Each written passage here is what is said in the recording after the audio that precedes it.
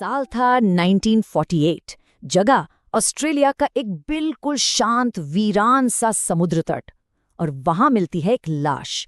कोई पहचान नहीं, कोई सुराग नहीं, बस एक ऐसी पहेली जिसने दशकों तक पूरी दुनिया को उलझाए रखा। ये कहानी है सॉमरटन मैन की। तारीख थी 1 दिसंबर 1948। इसी दिन से इस पूरे रहस्य की शुरुआत होती है। और वो जगह थी दक्षिण ऑस्ट्रेलिया का सॉमरटन पार्क बीच। इसी बीच पर सब कुछ शुरू हुआ। जब ये लाश मिली तो पहली नज़र में इसे किसी इंसान के तौर पर नहीं देखा गया, बल्कि कुछ अजीबोगरीब चीज़ों का एक कलेक्शन, जैसे रेत पर कोई चीज़ पड़ी हो, कोई वस्तु। तो क्या था ये एक आदमी था, उम्र करीब 40-45 साल, देखने में जबरदस्त फिट। उसकी पिंडलियों की मांसपेशियां, मतलब जो काफ मसल्स होती हैं, वो इतनी मजबूत थीं जैसे किसी बैले डांसर की हों। सिर समंदर की दीवार से टिका हुआ था और उसके कॉलर पर एक आधी जली हुई सिगरेट रखी थी, बिल्कुल ऐसे जैसे कोई आराम करते करते बस सो गया। कपड़ों ने तो इस रहस्य को और भी ज्यादा गहरा कर दिया। उसने अच्छे खासे कपड़े पहने थे, सफेद शर्ट, टाई, एक भूरी पैंट, ग्रे जैकेट। लेकिन कपड़ों से सारे के सारे नाम टैग बहुत ही सफाई से हटा दिए गए थे। ये कोई इत्तेफाक नहीं था। मतलब किसी ने पूरी कोशिश की थी कि इस शख्स की पहचान कभी सामने ना आ पाए। तो अगला कदम था, जाहिर है, जेबों की तलाशी। और यहां पर जो मिला उससे कई ज्यादा जरूरी वो था जो नहीं मिला। उसकी जेबों से क्या मिला?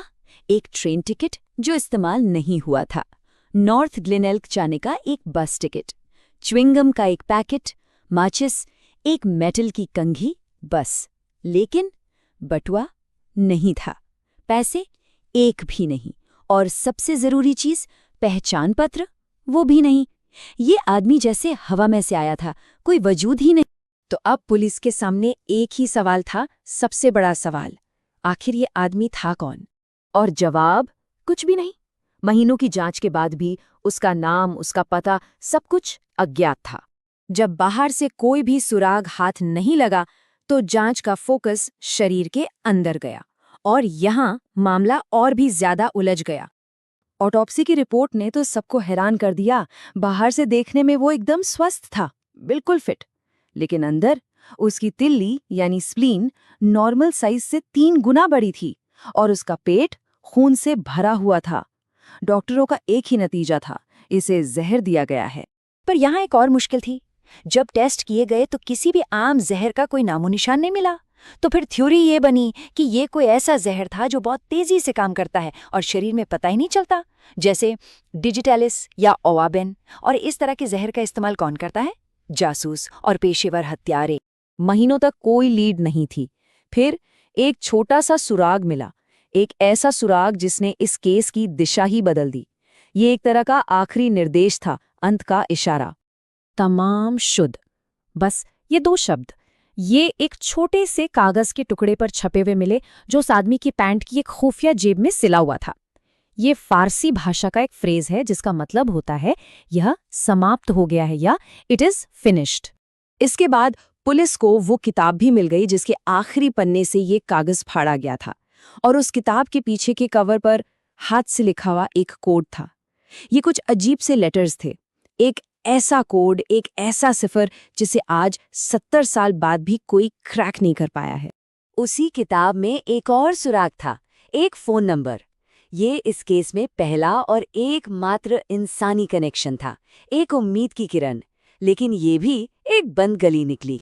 वो फोन नंबर था एक नर्स का, नाम था जेसिका थॉमसन। वो उसी सॉमरटन बीच के पास ही रहती थी। पुलिस जब उसके पास उस आदमी के चेहरे का प्लास्टर कास्ट लेकर पहुंची तो उसका रिएक्शन बहुत ही अजीब था। वो उसे देखकर लगभग बेहोशी हो गई थी, लेकिन इसके बावजूद उसने उस आदमी को पहचानने से साफ मना कर दिया। और बस ये एक उम्मीद भी वहीं खत्म हो गई। लेकिन ये किस्सा यहाँ खत्म नहीं हुआ। बाद में जांच करने वालों ने एक बहुत ही अजीब बात नोटिस की। जेसिका के बेटे रॉबिन और सॉमरटन मैन में 2 ऐसी शारीरिक समानताएं थी जो बहुत रेयर होती हैं।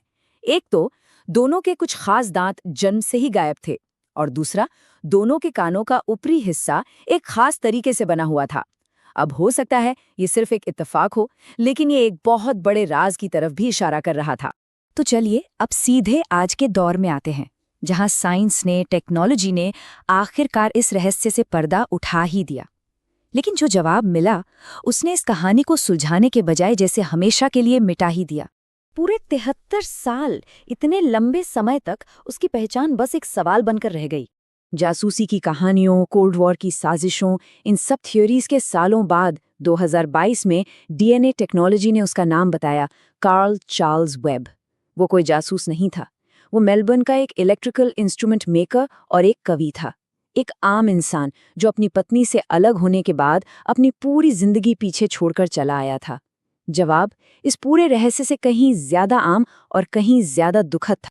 तो अब हमारे पास एक नाम है, कार्ल वेब। लेकिन ये नाम हमें एक आखिरी सवाल पर लाकर खड़ा कर देता है।